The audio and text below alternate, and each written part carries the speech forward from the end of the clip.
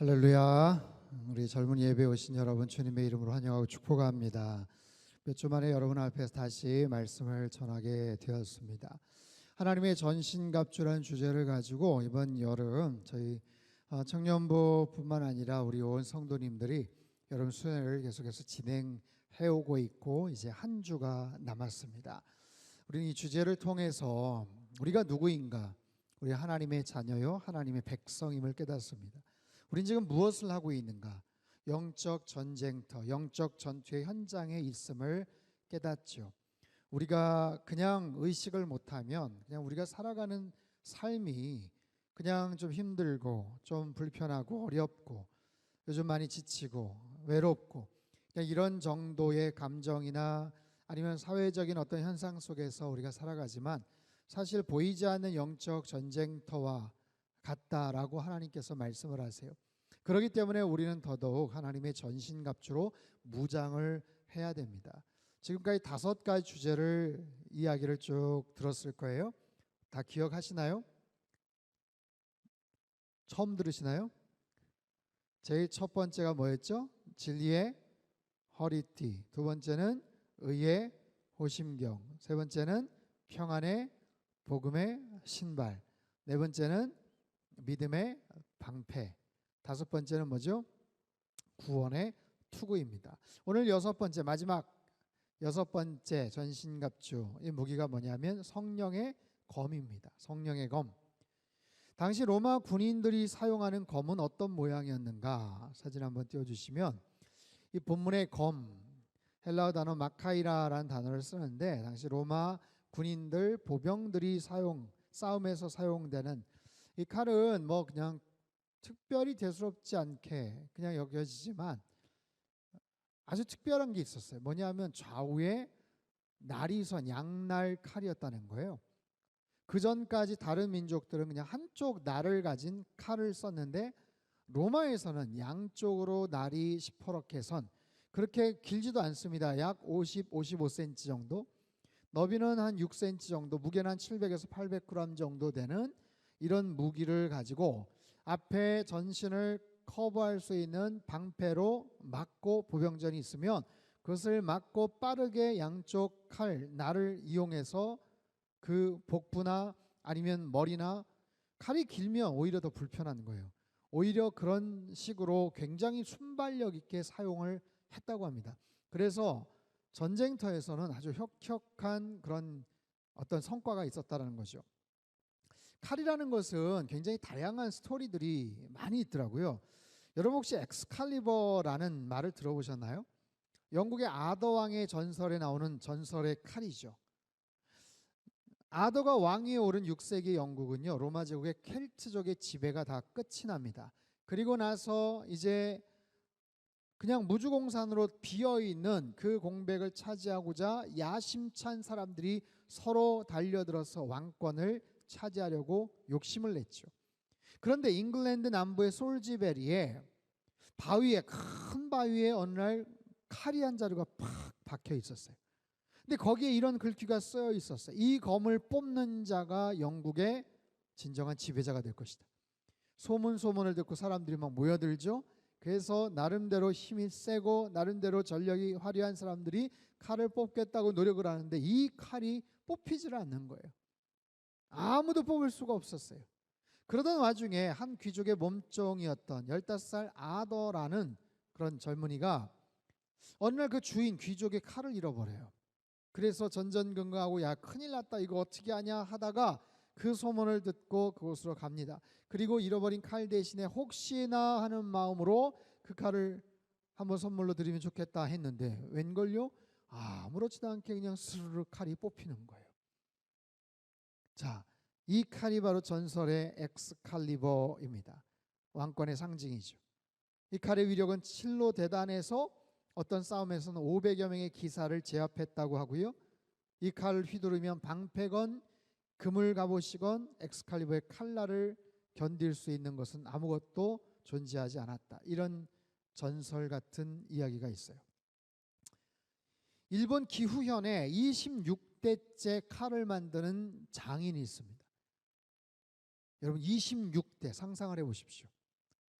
3대째 순두부, 뭐 4대째 설렁탕, 뭐 이런 건 있지만 26대 500년이 넘는 역사 동안 일본도를 만드는 장인의 집안이 있어요. 그곳에 후지와라 가네후사라는 분은 칼을 만들어요.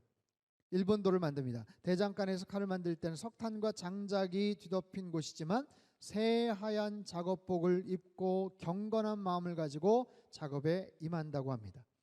요즘 웬만한 쇠를 다루는 그런 작업들은요, 프레스가 달린 기계로 모든 것을 처리를 하는데, 이 사람은 자기의 아들 제자들과 같이 뻘겋게 달궈진 철을 수백 번 수천 번을 망치로 내리칩니다.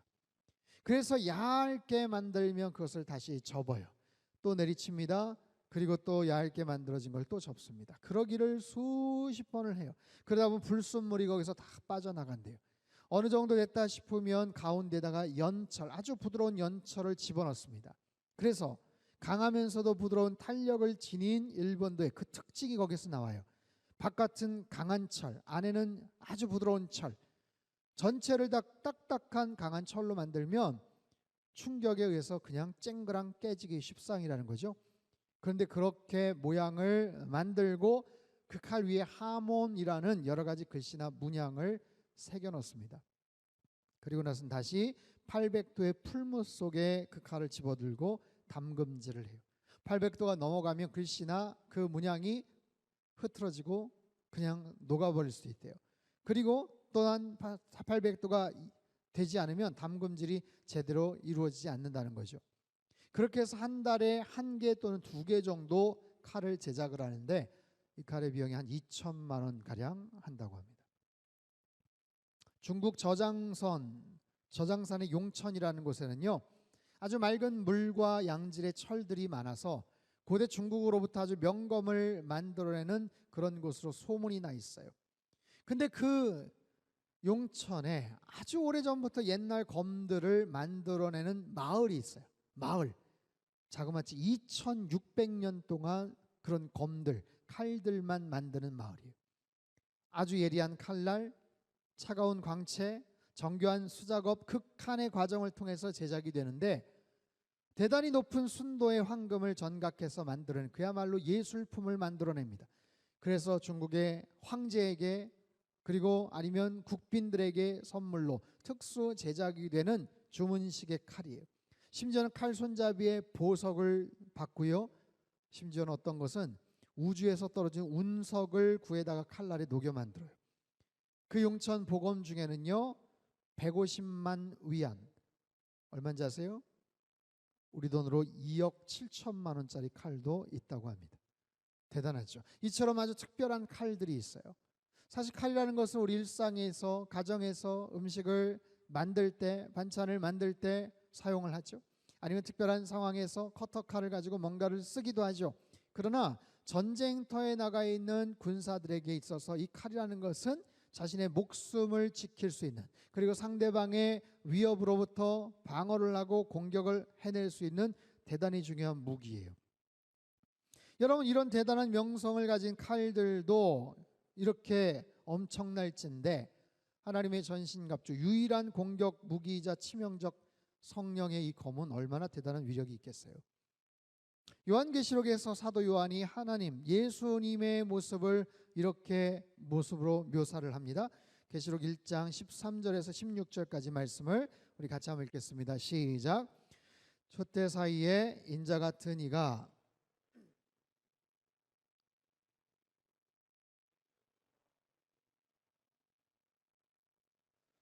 그의 눈은 불꽃 같고 그의 발은 풀무불에 단련한 빛난 주석 같고 그의 음성은 많은 물소리와 같으며 그의 오른손에 7별이 있고 그의 입에서 좌우에 날선검이 나오고 그 얼굴은 해가 힘있게 비치는 것 같더라. 그의 입에서 좌우에 날선검이 나온다. 입을 통해서 말씀이 나오는데 양날선 검과 같은 말씀이 그곳에서 나온다. 하나님의 말씀. 또 한 군데 있어요. 히브리서 4장 12절 말씀 같이 읽죠. 시작.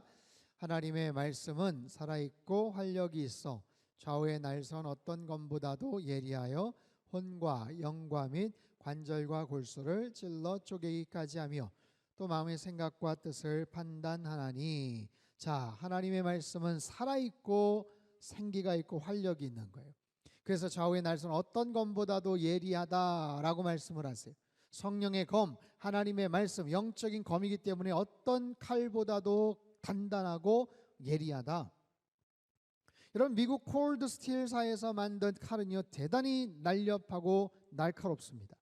그래서 아이패드 2 이런 거를 그냥 종이장 자르듯이 잘라버려요, 칼로. 자동차 철판을 9cm 정도를 그냥 무자르듯이 잘라버립니다. 굉장한 위력을 갖고 있죠.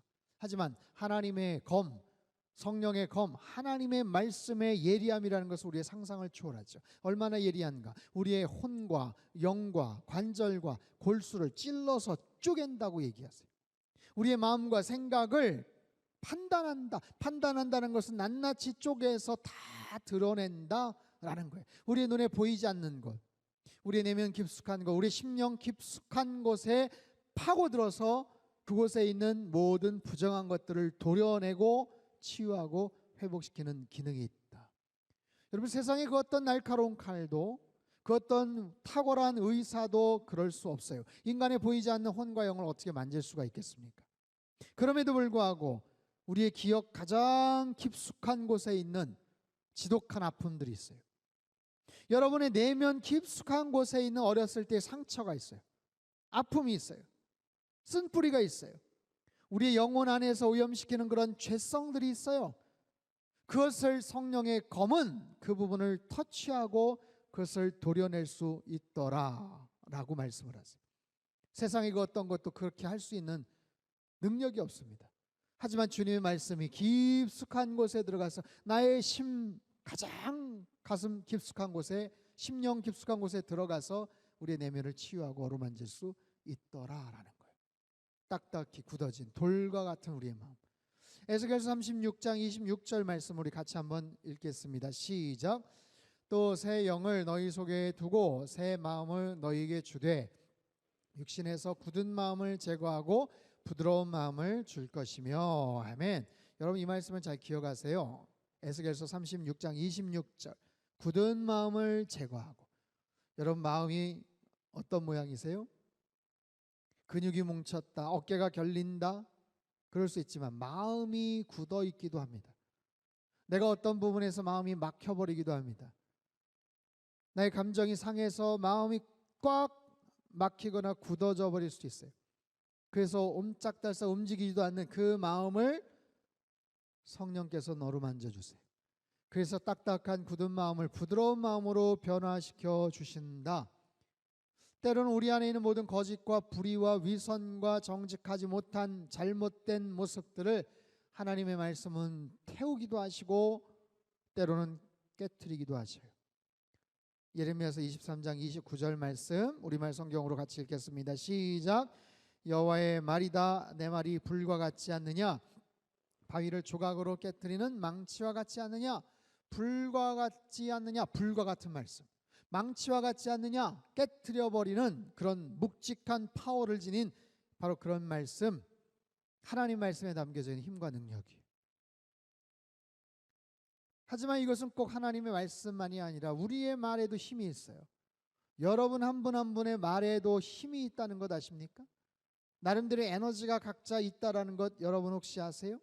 그래서 말이 갖고 있는 힘, 똑같은 말을 계속해서 반복해서 듣다 보면 그럴듯하게 들리는 거예요. 우리의 귀가 반응을 합니다. 뇌가 반응을 합니다. 자꾸만 그 말을 듣다 보면 그럴듯하게, 그래서 사기를 당하는 거예요. 그래서 홈쇼핑 한번 보면 꼭 버튼을 누르게 되는 거예요. 기가 막히게 얘기하죠. 설득력이 있는 거예요. 말이라는 것은 그래요. 일반 사람들의 말도 그러할진데 그 말을 하는 주체, 대상이 누구냐에 따라서 확연한 차이가 있습니다. 내가 사랑하고 존경하는 대상에 따라서, 특정한 권력과 위치에 있는 사람에 따라서 말이 갖고 있는 힘과 영향력은 큰 차이가 있어요. 여러분, 하물며 모든 인간들의 말에도 그런 힘이 있을진데 살아계신 하나님, 말씀으로 천지를 창조하신 그 하나님, 높고 위대하신 존귀하신 그 하나님의 말씀 한 구절 한 구절에는 얼마나 대단한 능력이 있겠습니까? 여러분, 이 말씀을 통해서 내 삶의 방향을 정하고 내 삶을 살아갈 수 있는 의욕과 에너지를 얻을 수 있다면 여러분 그런 사람들이 크리스찬이죠. 하나님께서 기뻐하시는 그런 사람이죠. 하나님의 말씀을 살리기도 하고 죽이기도 하세요. 우리를 회복시키고 우리를 치유하기도 하는 그런 말씀. 여러분 하나님의 말씀, 그 말씀의 사람으로 날마다 살아가시기를 주님의 이름으로 축복합니다. 그런데요, 이 말씀 자체가 어떤 모습으로 쓰여지느냐에 따라서 하나님의 말씀이 대단히 위험한 도구가 되기도 합니다. 여러분 하나님의 말씀이 위험하다라는 말에 어떻게 동의를 하십니까? 하나님의 말씀이 위험하다. 하나님의 말씀 자체는 굉장히 치명적인 능력이 있기 때문에 그것을 잘못 오용하거나 악한 의도로 사용을 하면 그렇게 되는 거예요. 여러분 신약 성경의 바리새인들이나 율법학자들의 경우가 그렇습니다. 똑같이 하나님의 말씀을 안다고 하지만 그 말씀을 어떤 식으로 사용을 하느냐에 따라서 때로는 사람들을 위협하고 힘들게 하는 도구가 되기도 해요. 구약에 보면 욥의 친구들이 나옵니다. 욥의 친구들이 욥을 위로한다고 와서는 하나님의 뜻을, 하나님의 말씀을 자기네들 멋대로 해석을 하고 적용을 합니다. 그래서 욥이 굉장히 그것 때문에 힘들어했어요. 율법의 말씀, 하나님의 말씀을 사람들을 오히려 해하게 하고 아프게 하는 도구로 만들더라라는 거예요. 모세 율법에 의하면, 선지자의 말에 의하면 하나님 말씀이 이러신데 하면서 오히려 사람들을 공격하는 무기. 여러분 전쟁터에서 나에게 있는 굉장히 유용한 무기는요, 그것을 만약에 분실하거나 놓쳐서 적들의 손에 들어가면 똑같이 그렇게 사용이 되는 거예요. 나에게도 유용한 무기라면 적의 수중에 들어갔을 때 우리의 군대들을 위협하는 그런 도구가 되죠. 여러분 이 능력 있는 하나님의 말씀이 악한 마귀 사단에게 들어가면 어떻게 될까요? 사단도 하나님 말씀을 인용하더라라는 거예요. 여러분 사단이 예수님을 유혹을 하죠. 세 가지 시험을 하죠. 돌을 들어서 떡을 만들어 봐라. 성전 꼭대기에서 뛰어내려 봐라. 나에게 절을 해라. 천하만국의 영광을 너에게 주리라. 세 가지 유혹을 합니다. 그 중에서 성전 꼭대기에서 뛰어내려도 죽지 않아 하면서 무슨 말을 하냐면 하나님이 너를 위하여 사자들을 명하사 너를 지키게 하시리라. 그 손으로 너를 받들어 네 발이 돌에 부딪히지 않게 하시리라. 이 말씀은 시편 91편 11절 12절 말씀이에요. 여러분 웬만한 크리스찬도 주목해보지 않았던 그런 말씀인데 사단이 이 말을 인용을 하고 오히려 예수님을 공격하는 무기로 사용을 하더라라는 거예요. 40일 금식 끝나고 가장 지치고 힘드실 때 오히려 사단이 이 말씀으로 예수님을 공격을 하는 거예요. 무엇을 알 수 있는가? 여러분 하나님의 말씀이지만 악한 마귀 사단도 사용을 합니다. 예수님을 공격하는데 사용을 합니다. 하나님의 말씀을 바리새인들이 율법학자들이 사람들을 정죄하고 사람들의 운명을 옥죄는 데 사용을 합니다. 요즘은 어떨까요? 여러분이 하나님의 말씀을 이단과 사이비 단체에서 사용을 하죠. 그 사람들은 그냥 이야기하는 거 아니에요. 오히려 성경을 두고 성경의 말씀을 가지고 이 말씀 한번 들여다봐라 하면서 자기네들 멋대로 해석을 합니다. 엉뚱한 논리로 적용을 합니다. 그래서 사람들을 미혹시킵니다. 잘못된 길로 유혹을 합니다. 여러분 요즘 유튜브 많이 보시죠? 유튜브 알고리즘에 의해서 내가 어느 쪽에 관심이 있으면 계속 비슷한 영상들이 뜨거든요. 어느 선에선 여러분도 절제를 하셔야 돼요. 안 그러면 한도 끝도 없이 시간 잡아먹는 건 기본이고요. 그리고 굉장히 잘못된 편향된 지식들을 가질 때가 있어요. 무슨 뭐 취미나 뭐 먹방이나 아니면 무슨 흥미로운 뭐 이런 건 상관이 없겠지만 특별히 잘못된 정치적인 뭐 이슈나 종교적인 이슈나 정말 듣도 보도 못했던 어떤 특별한 모습으로 성경을 해석하고 풀어주거나 이런 부분들 잘못 이야기 들으면 솔깃해지고 계속해서 빠져버리게 돼요. 여러분 하나님의 말씀은 굉장히 매력적인 거예요. 이 말씀은 대단히 논리적 설득력이 있어요. 우리에게 감동을 줍니다. 영적인 은혜가 있습니다. 세상의 모든 사회법의 기초가 되기도 합니다. 그리고 놀라운 문학성이 있어서 소설과 시와 모든 다양한 영화 문학 작품의 모티브를 제공하기도 하죠. 그래서 중요하고 그래서 한편으로 위험한 거예요. 오늘 보세요. 성령의 검이라고 했어요. 하나님의 말씀이 성령의 검이다. 엄청난 무기가 되는데 이것이 성령의 검이 되어야 된다. 뭐예요? 성령의 주체가 되어야 된다는 거예요. 성령님이 주체가 되어야 되고, 성령님이 원하시는 방법대로 쓰여져야 되고, 성령님이 원하시는 목적을 향해서 이 말씀이 그렇게 사용이 되어져야 된다, 쓰여져야 된다라는 거예요. 사랑하는 우리 청년들, 여러분 한 분 한 분을 하나님이 많이 많이 사랑하세요. 정말 힘들고 한 번도 걸어가 보지 않은 그런 길들을 우리가 걸어가고 있지만, 분명한 사실은 하나님이 여러분 한 분 한 분을 다 사랑하시고 여러분이 잘 되기를 원하신다는 사실이에요. 무엇보다도 영적인 전투에서 승리하기를 원하세요. 여러분, 내가 지금 영적 전쟁, 영적 전투를 벌이고 있다라고 혹시 감지하고 계십니까? 혹시 그런 거 느껴보셨어요? 아무런 감각이 없습니까? 민감하게 한 반응을 한번 해보세요. 아주 미세한 모습으로 나에게 어떤 유혹이 다가와요. 여러분, 어느 단체, 어느 공동체에 소속이 되어 있느냐 하는 것은 굉장히 중요합니다. 어느 가정에 내가 몸담고 있느냐, 내가 어느 집단에 있느냐, 내가 어떤 직장이나 어떤 교회 공동체 안에 있느냐, 이거는 울타리를 제공해 주는 거예요. 근데 만약에 그런 울타리가 없잖아요. 그럼 대단히 자유로울 것 같죠. 돈도 있고 젊음도 있고 건강도 있고 그런 마음껏 우리가 살아갈 수 있지만, 여러분 사실 그런 상황에서 세상은 우리를 유혹하는 요소들이 너무 많아요. 정말 바람발 잘못 디디면 그냥 천길 만길 떨어질 수 있는 그런 상황들이 너무나도 많습니다.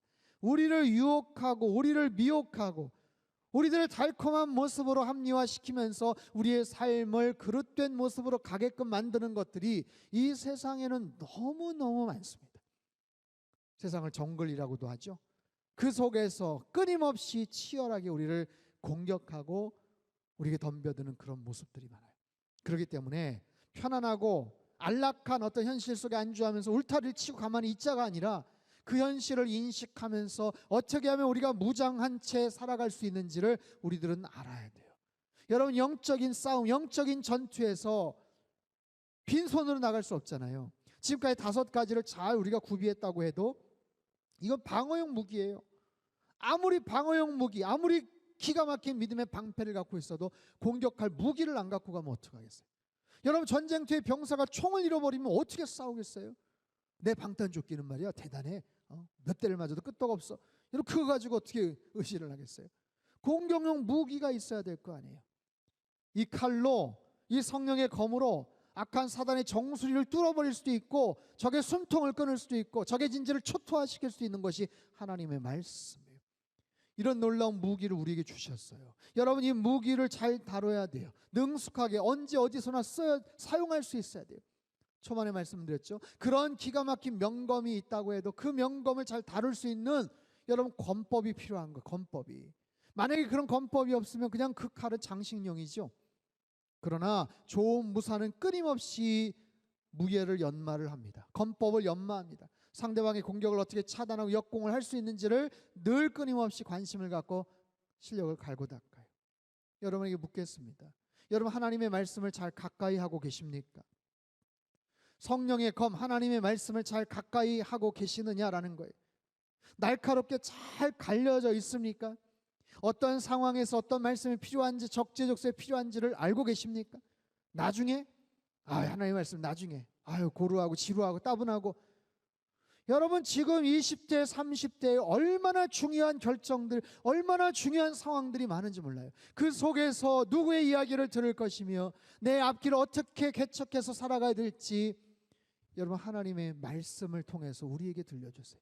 여러분 한 분 한 분에게 주시는 귀한 영적인 음성들, 그 말씀에 여러분 귀를 기울이셔야 돼요. 사람은요, 말을 자꾸만 듣다 보면 그 말을 따라하게 돼 있어요. 하나님의 말씀을 자꾸만 듣다 보면 그 말을 흉내내는 거예요. 그 말씀을 듣고 따라하는 거예요. 세상의 말을 자꾸만 들으면 나도 모르게 세상의 말이 나옵니다. 왜 저런 쌍스러운 얘기를 하지? 왜 저런 욕설을 퍼붓지? 싫은데 자꾸만 듣다 보면 나도 모르게 입력이 돼서 어느 순간에 그렇게 나올 수도 있는 이치와 똑같아요. 말이라는 건 그렇습니다. 배우는 게 그래서 굉장히 쉬워요. 제가요, 저희 딸들이 자기들끼리 대화하는 모습을 가끔 듣다 보면, 저희 청주 와서 이제 5년 됐잖아요. 자기들끼리 얘기하다가 뭐 하는겨? 이렇게 얘기를 해요. 기요? 아니요?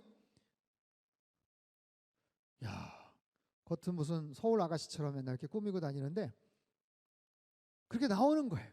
저도 어렸을 때 할아버지 댁 전라도 진안에 가서 겨울방학만 보내고 와도 20일 30일만 보내고 와도 진짜 형들하고 막 어울려서 떠들고 놀고 막 그러다가 오면 전라도 사투리가 막 툭툭툭툭 튀어나와요. 여러분 외국어가 얼마나 다릅니까? 모양새가 얼마나 다릅니까? 여러분 영어나 뭐 우리가 그래도 그런 단어들 읽기라도 하고 모르는 단어 이렇게 스킵해가면서 이렇게 번역도 해석도 할 수 있지만 생전 듣도 보도 못한 그런 단어들, 여러분 러시아어 혹시 보셨어요? 러시아 읽을 줄 아세요? 혹시 정말 한마디도 읽지를 못하겠어요. 태국어 아세요? 태국어? 미얀마어 아세요? 아랍어 아세요? 열심히 읽었는데 이쪽서부터 읽는 거라고. 전혀 몰라요. 전혀. 어떻게 그렇게 다를까? 참 신기합니다. 그죠? 아니 똑같은 인간인데 야 어떻게 저런 단어를 쓸까? 근데 할 말 다 하고 살아. 표현들이 다 있어. 단어가 다 있대. 그래서 나이가 들어서 제대로 공부하려고 정말 책상에 앉아가지고 하면 이게 어려운 거예요. 근데 어렸을 때 아예 그 환경에 집어던져져서 몇 개월 몇 년 그렇게 지내고 듣고 막 그냥 살다 보면 자연스럽게 말이 나오는 거예요. 말이라는 건 그렇습니다. 많이 듣다 보면 그 말이 나오는 거예요. 많이 듣다 보면 이해가 되는 거예요. 뒤집어 말하면 어떨까요? 안 들으면 모르는 거예요. 안 들으면 까먹는 거예요. 1653년 효종 4년에 네덜란드 무역선이 거센 풍랑을 만나 난파가 됩니다. 36명이 제주도에 상륙을 해요. 그 중에 남겨진 사람 아마 들어보셨을 거예요. 하멜이라는 사람이 있어요. 하멜과 그 동료들이 한양으로 압송을 됩니다. 1653년 한양으로 압송이 됐는데 세상에 거기서 고향 사람을 만나요. 거기서 고향 사람 26년 전에 비슷한 경로로 제주도에 표류했던 벨테브레라는 네덜란드 사람, 그 사람이 박연이라는 이름으로 귀화를 하고 아들 딸 낳고 조선 땅에서 잘 살고 있었어요. 그렇게 살다가 이 박연이라는 사람이 세상에 26년 만에 고향 사람 네덜란드 사람을 만나니 얼마나 반가웠겠어요. 통역을 위해서 불러다 놨어요. 한번 대화를 해봐라. 왜 왔는지 한번 이야기해봐라. 너무 반가워가지고 얘기를 하는데 대화가 되질 않았대요. 왜 그랬을까요? 박연이라는 사람이 말을 까먹었어요. 자기 모국어를, 자기 고향 말을 까먹었어요. 왜? 안 쓰다 보니까. 쓸 사람이 없잖아요. 까먹었어요. 떠듬떠듬 기억이 가물가물한 기억들을 되새겨서 겨우 나중에 소통을 했다고 해요. 여러분 이처럼 언어의 능력은 참으로 놀랍습니다. 우리가 어떤 언어를 자주 듣느냐, 자주 보느냐, 자주 묵상을 하느냐, 거기에 따라서 여러분들의 일상에서 그 말들이 나올 거예요. 사랑하는 우리 청년 여러분, 여러분 주로 어떤 말들을 듣고 사십니까? 여러분 주로 어떤 말들을 하면서 사십니까? 하나님의 말씀, 생명과 성령의 능력이 담긴 이 말씀, 하나님의 말씀 얼마나 자주 접하십니까? 이번에 여름 수련회를 6주 동안 했어요. 여러분 얼마나 열심히 참석했는지는 모르지만 거기에 10가지 미션이 있습니다. 그 미션 중에 하나님 말씀을 암송하는 것도 있고요, 필사하는 것도 있고요, 또 통독을 하는 것도 있었어요. 암송을 해도 금방 까먹습니다. 금방 까먹어요 사실. 근데도 계속해서 암송하는 거예요. 저도 신대원 1994년이에요.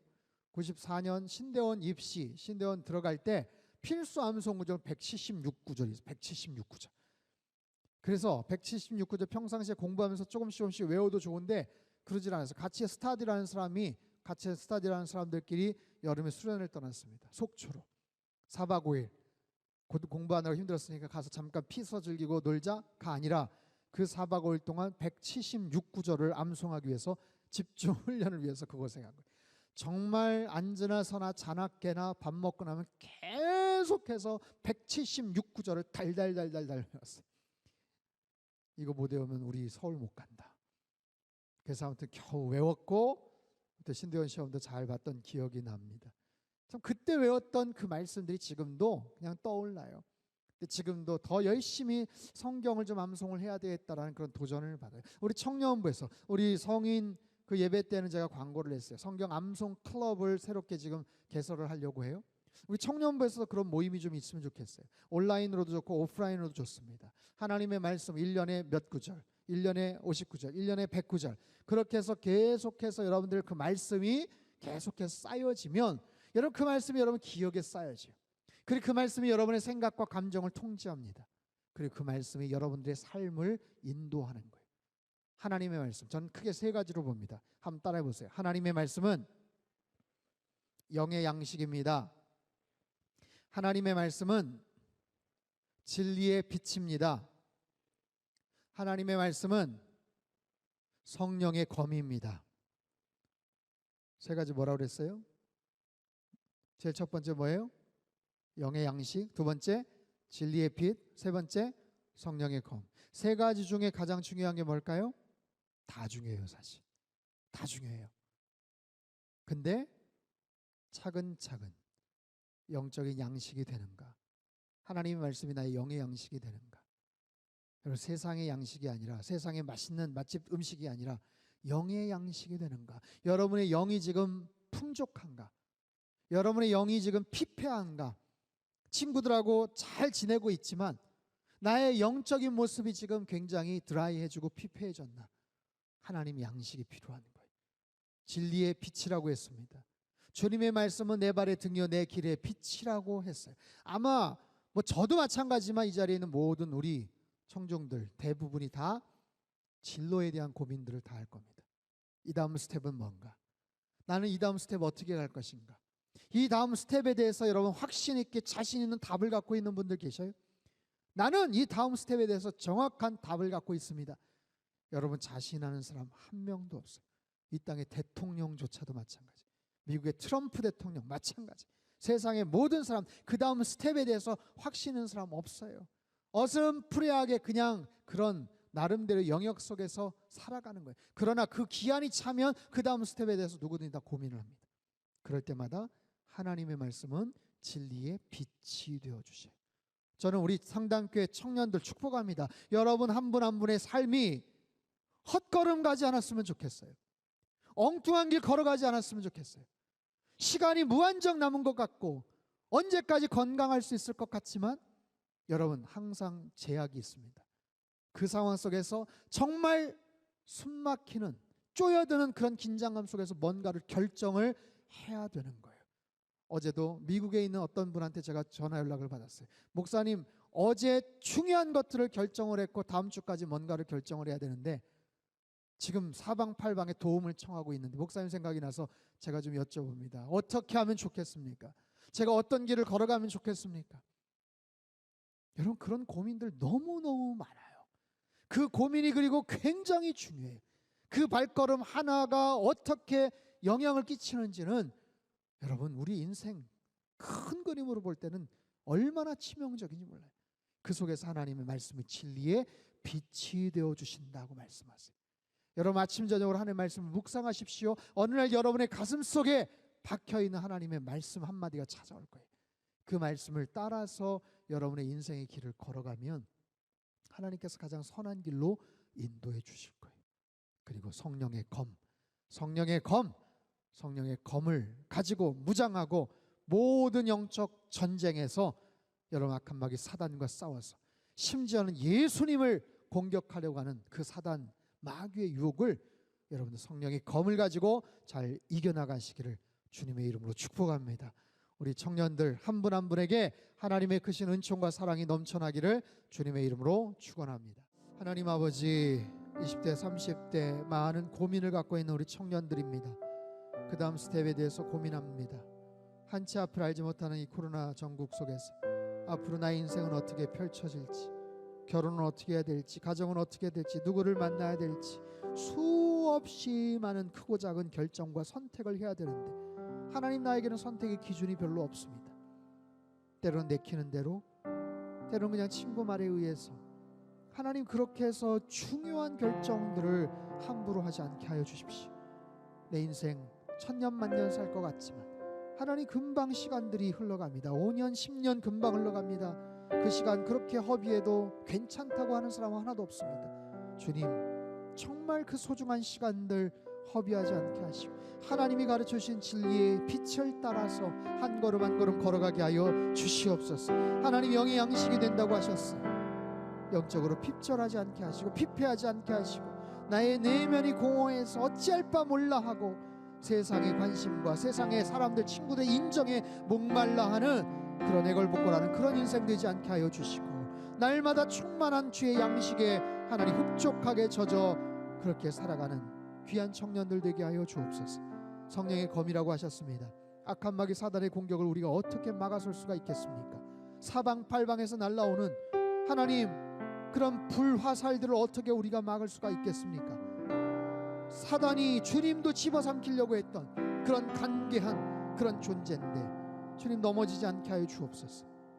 성령이 검으로 잘 무장하게 하시고 이 말씀이 내 머릿속에 나의 감정과 나의 신비 가운데 새겨지게 하셔서 언제나 이 말씀을 붙잡고 날마다 믿음 안에서 승리하는 하나님의 영적 군사들 다 되게 축복하여 주시옵소서.